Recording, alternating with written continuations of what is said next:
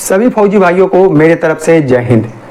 आप देख रहे हैं मैस्ट्रो इन्वेस्टर यूट्यूब चैनल, आपका सबसे भरोसेमंद फाइनेंशियल चैनल है जहां आप इन्वेस्टमेंट के हर तथ्य को समझते हैं। आज मैं बात करूंगा आपके रिटायरमेंट का।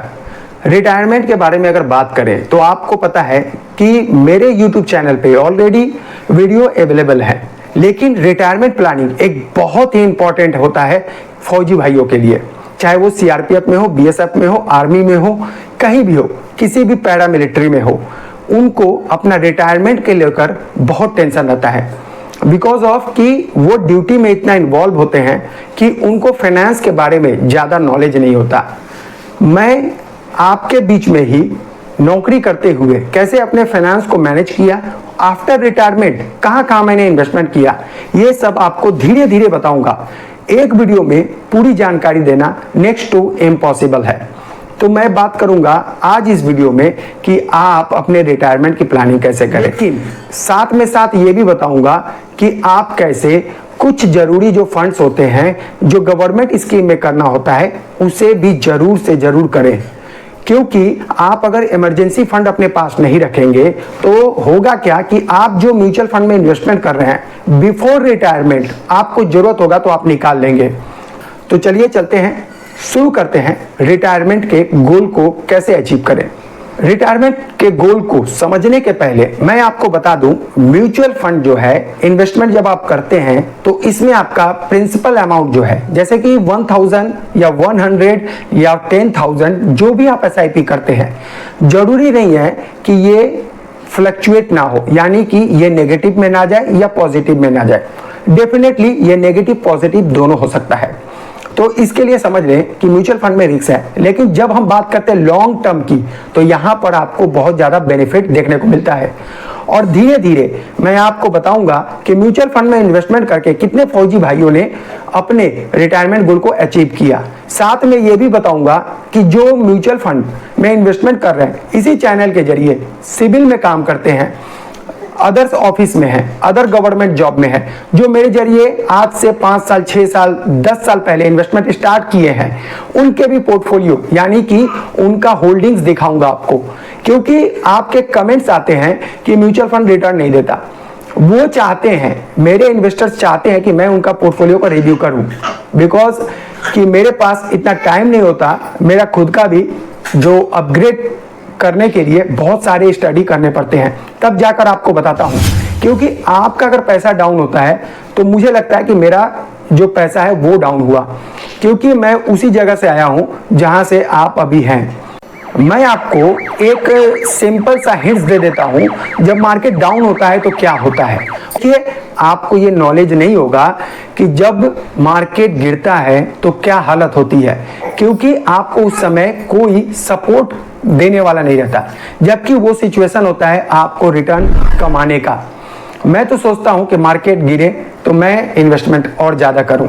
जैसे कि 4 जून को इलेक्शन का जब रिजल्ट बीजेपी के थोड़ा सा फेवर में नहीं था, तब मार्केट गिरा और मैंने अपने ग्रुप में, व्हाट्सएप ग्रुप में क्या किया, वहां पर सबको लमसम इन्वेस्टमेंट कराया, बिकॉज ऑफ कि मुझे पता था और उनको मालूम है बहुत ज्यादा प्रॉफिट हुआ है। मतलब 8 से 9% का प्रॉफिट आज के दिन में विदिन 1 मंथ उनको मिल गया, जिसको लेने के लिए मुझे 6 महीने का वेट करना पड़ेगा। तो ये करेक्शन ही हमें ज्यादा रिटर्न दिलवाता है। तो चलिए समझते हैं कि 2000 साल में क्या हुआ था। अगर 2000 से 2001 का देखे ग्राफ, तो 2000 में जिसने 5000 अगर लमसम किया होता तो क्या होता, उस वक्त 24.21% का नेगेटिव रिटर्न दिया था मार्केट ने।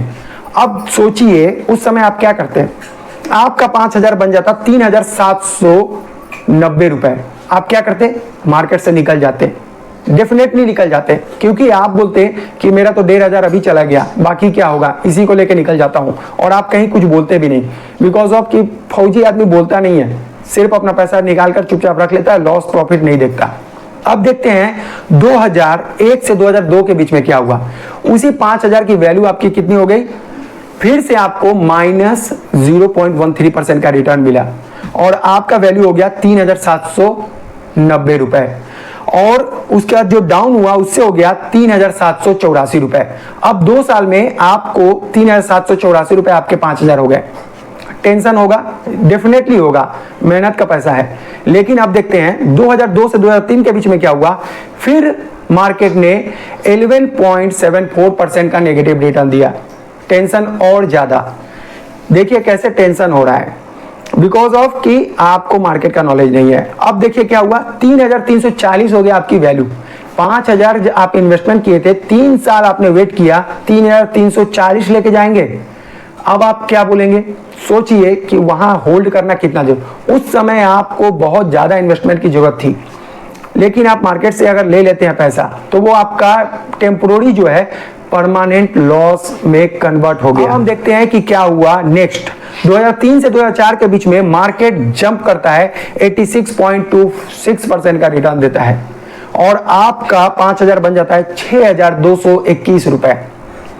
एक बार में आपका जो इन्वेस्टमेंट किए थे वो अप हो गया। आप बोलेंगे 3 साल में इतना बढ़ा तो क्या बढ़ा, रुक जाइए।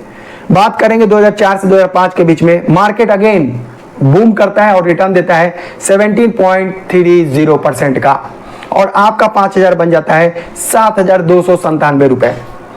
इस तरह से एक जस्ट मैंने आपको ग्राफ समझाने का बताया कि क्यों मैं 3 इयर्स के लिए आपको म्यूचुअल फंड में इन्वेस्टमेंट करने के लिए कहता हूं मिनिमम। इससे आपको यह नॉलेज हो गया होगा कि 3 साल से ज्यादा का इन्वेस्टमेंट कम से कम होना चाहिए। उससे अगर नीचे करना है तो एफडी कीजिए, एपी फंड में कटवाइए, कहीं भी फिक्स्ड कर दीजिए, मच बेटर होगा। ये तो मैंने लमसम के बारे में बताया, जो कि आप 5,000 किए तो 5 साल में आपका 7,300 के अराउंड बन गया, जबकि आप डाउन मार्केट में इन्वेस्टमेंट नहीं किए। नाउ लेट्स टॉक अबाउट जब आप डाउन में भी, मार्केट डाउन हो रहा है तो आप इन्वेस्टमेंट कर रहे हैं, बिकॉज ऑफ कि आप एक एडवांस लेवल के इन्वेस्टर हैं। जब आप ये चैनल को देख रहे हैं तो आप समझ जाइए you are going to change your life. अब आप एडवांस लेवल के इन्वेस्टर बनने वाले हैं। तो अब देखिए क्या होता है, अगर 5,000 की एसआईपी एनुअली मैं मान लेता हूं, सालाना आप कर रहे हैं, तो क्या होता। 2000 से 2001 में आप इन्वेस्टमेंट स्टार्ट किए, 5,000 किए, तो पहले साल आपका 3,790 बन गया, क्योंकि मार्केट ने 24.21% का नेगेटिव रिटर्न दिया। 2002 में आपने फिर 5,000 ऐड किया, लेकिन वहां भी आपको नेगेटिव रिटर्न मिला 0.13% का, और आपका 5,000 और लगकर हो गया टोटल अमाउंट आपका 8,790। 5,000 आपने ऐड कर दिया। अब बात करेंगे 2002 से 2003 के बीच में, मार्केट ने आपको फिर से नेगेटिव रिटर्न दिया, कितना, 11.74% का, और आपका 5,000 लग के हो गया 13,778। 15,000 का इन्वेस्टमेंट 13,778 रुपए हो गए। टेंशन तो होगा ही। लेकिन अब बात आती है 2003 से 2004 के बीच में, जब मार्केट बाउंस बैक करता है और रिटर्न देता है 86.26% का। 5,000 आपने इन्वेस्टमेंट फिर किया था, फिर आप 2005 से 2006 के बीच में 5,000 और डाल देते हैं, आपका कितना हो गया 43,325, क्योंकि मार्केट फिर रिटर्न देता है 17.30% का। ये 20,000 आपका इतने डाउन मार्केट में भी डबल ऑलमोस्ट हो जाता है, आपका 20,000 बन जाता है 43,000 से ऊपर। इस बात को मैं इसलिए बता रहा हूं कि आप समझे कि मार्केट के फ्लक्चुएशन अप एंड डाउन के ग्राफ को देखते हुए आप डरे नहीं, वहां एंजॉय कीजिए और लॉन्ग टर्म का प्लान बनाइए। अब हम बात करेंगे कि रिटायरमेंट प्लान कैसे करें। तो देखिए, रिटायरमेंट प्लान के लिए सबसे पहले जितने भी फौजी भाई हैं अपने आप को कैटेगरी वाइज डिवाइड कीजिए। अगर आपको लगता है कि आप ज्यादा रिस्क नहीं लेना चाहते, तो एक बात हमेशा याद रखिए, जब ज्यादा रिस्क नहीं लेना चाहते तो ऐसे म्यूचुअल फंड में इन्वेस्टमेंट करना है जो कि ज्यादा फ्लक्चुएट नहीं होता है, यानी कि बड़े कंपनियों में इन्वेस्टमेंट करना है, जिसे कहते हैं निफ्टी 50 इंडेक्स फंड, या फिर उसका ETF भी ले सकते हैं, जैसे निप्पॉन इंडिया निफ्टी 20। इसके लिए आपको डीमेट अकाउंट होना जरूरी है। अगर इंडेक्स फंड में इन्वेस्टमेंट करते हैं तो डीमेट अकाउंट की जरूरत नहीं है। रिपीट करना चाहूंगा, F&O और इंट्राडे के ट्रेडिंग के चक्कर में ना पड़े, वहां पर आप पैसा नहीं बना पाएंगे। अगर सेबी की डाटा देखें, सेबी मतलब security exchange board of India, इसलिए वर्क करता है कि इन्वेस्टर्स के पैसे को कैसे बचाया जाए, उनके कंप्लेंट को कैसे लिया जाए, और जो भी मिस हैंडलिंग हो रहा है मार्केट में, उसे कैसे कंट्रोल किया जाए। तो उसका डेटा है कि 92% जो इन्वेस्टर्स हैं F&O एंड इंट्राडे, F&O की बात कर रहा हूं मैं, F&O में वो लॉस में जाते हैं।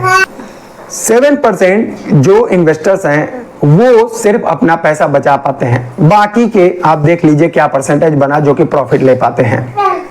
जब भी आप रिटायरमेंट को प्लान करते हैं तो को ध्यान में रखने की रिक्वायरमेंट होती है, जो कि मैं आपके साथ डिस्कस कर रहा हूं।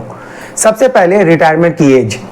अब आप बोलेंगे कि सर आप 17 साल में रिटायर्ड हो गए, बट आई एम नॉट, मैं रिटायर्ड नहीं हूं। मैं यूट्यूब पे वीडियो बना रहा हूं, अपने कोर्सेज कर रहा हूं, अपने फाइनेंस के नॉलेज को इन्हांस कर रहा हूं और बहुत ही जल्दी मैं CFP सर्टिफाइड फाइनेंशियल प्लानर भी बनने वाला हूं।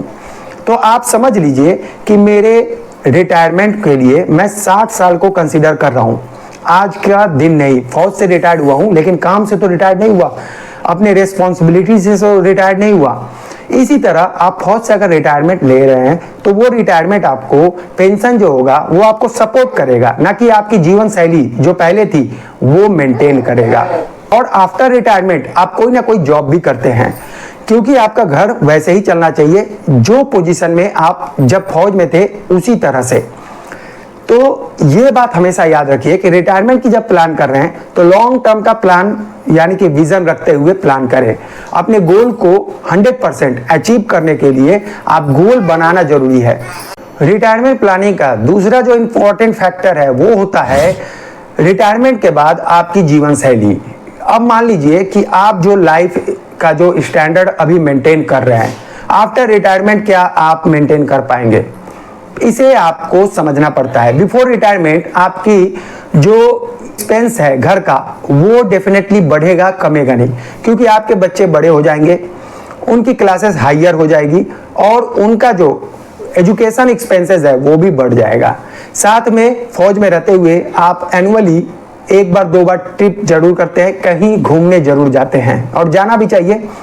तो हो सकता है कि रिटायरमेंट के बाद 2 बार से जगह 3 बार जाएं, बिकॉज ऑफ कि अगर बच्चों का छुट्टी रहे और अगर वो बड़े हो गए हैं तो आप जाना चाहेंगे अपने फैमिली के साथ, बिकॉज ऑफ कि आपने सर्विस में रहते हुए इतनी लाइफ को एंजॉय नहीं किया। तीसरी बात करूंगा कि इन्फ्लेशन। देखिए, जब आप रिटायरमेंट को प्लान करते हैं तो इन्फ्लेशन को जरूर कंसीडर कीजिए। 5 to 7% पर ईयर इन्फ्लेशन बढ़ रहा है। अगर हम इसे डिवाइड कर दें, अगर मेडिकली देखें तो मेडिकल में 10% का एक्सपेंसेस बढ़ता है, लेकिन चलो ये खैर है हम लोगों का कि हम जब आर्मी में या फिर कोई भी पैरामिलिट्री में काम करते हैं तो हमें इसकी सुविधा मिल जाती है। तो ये हमारे लिए एक सपोर्ट हो जाता है कि मैं जितना इन्वेस्टमेंट कर पाऊंगा एक दूसरा प्राइवेट कंपनी वाला नहीं कर पाएगा। तो ये मच बेटर है आपके लिए। तो याद रखिए कि आपको महंगाई को भी कंसीडर करना पड़ता है। तो हम बात करेंगे कि आपने अभी तक रिटायरमेंट के लिए कितना इन्वेस्टमेंट कर लिया और कितना जरूरी है, इसे भी 3 मंथ 6 मंथ के अंतराल पर चेक करते रहें। अभी देखिए, बात करूंगा कि मान लीजिए आप AP फंड में इन्वेस्टमेंट करवाते हैं। अब AP फंड में हर एक फौजी को 12,500 कम से कम जरूर इन्वेस्टमेंट करना चाहिए। 12,500 करके इन्वेस्टमेंट कराते हैं तो आपका साल में हो जाता है 1.5 लाख रुपए, और ये 1.5 लाख आपको मिलता है 80C के तहत टैक्स डिडक्शन। टैक्स डिडक्शन लेना बहुत जरूरी है। अगर आप मान लीजिए किसी दूसरे जगह टैक्स डिडक्शन लेने के चक्कर में इन्वेस्टमेंट करते हैं तो आपको फ्लैक्चुएटी नहीं मिलती, आपको पैसे का सुविधा नहीं मिलता। किसी लॉकिंग पीरियड में डालते हैं तो आपको मान लीजिए इमरजेंसी फंड की जरूरत पड़े। इमरजेंसी फंड सभी को जरूरत होता है। हर एक आदमी जो जॉब कर रहा है, सर्विस कर रहा है, पैसे के लिए कर रहा है, बिकॉज ऑफ कि उसके फैमिली को कुछ हुआ तो पैसा ही प्रोटेक्ट कर पाएगा। तो इमरजेंसी फंड ऑलवेज रखे अपने पास। और हमारे लिए सबसे अच्छा ये सुविधा होता है कि हम अगर AP फंड में 12,500 कटवाते हैं तो वो ग्रोथ भी होता है और जब 15 दिन में हमारे अकाउंट में भी आ जाता है अगर इमरजेंसी की रिक्वायरमेंट होती है। तो ये जरूर करें। अब बात करेंगे टाइप ऑफ इन्वेस्टर। देखिए, अगर आप देखेंगे तो सभी फौजी रिस्क लेना नहीं चाहते, कोई कोई FD ही करना चाहता है।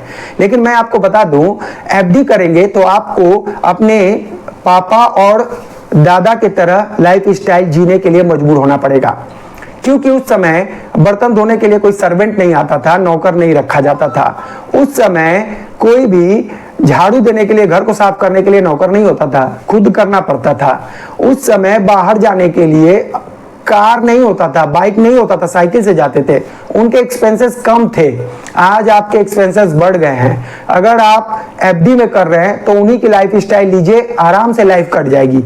अगर उनसे अच्छा लाइफ स्टाइल आप डिजर्व करना चाहते हैं, you should take risk. Risk लेने का मतलब है कि आप उतने ही कैलकुलेटेड रिस्क लें जिस पर कि आपका इन्वेस्टमेंट आराम से होता रहे। जैसे कि सभी की वैरायटी होती है, वैसे ही इन्वेस्टर्स का भी वैरायटी होता है। सबसे पहले होता है एग्रेसिव इन्वेस्टर। एग्रेसिव इन्वेस्टर मतलब जैसे मेरे जैसे, जो थोड़ा रिस्क लेता है, कैलकुलेटेड रिस्क लेता है और जानता है कि रिस्क अगर लॉन्ग टर्म पे लूंगा तो मुझे पैसा बनने में आसानी होगी, तो मुझे अभी रिक्वायरमेंट नहीं है, तो मैं मच बेटर लॉन्ग टर्म के लिए रिस्क ले लूं। तो वो एग्रेसिव इन्वेस्टर होते हैं। वो लोग क्या करते हैं, अपने इन्वेस्टमेंट का 70 to 80% इक्विटी इन्वेस्टमेंट करते हैं, यानी कि इक्विटी म्यूचुअल फंड में। अब बात करेंगे मॉडरेट रिस्क की।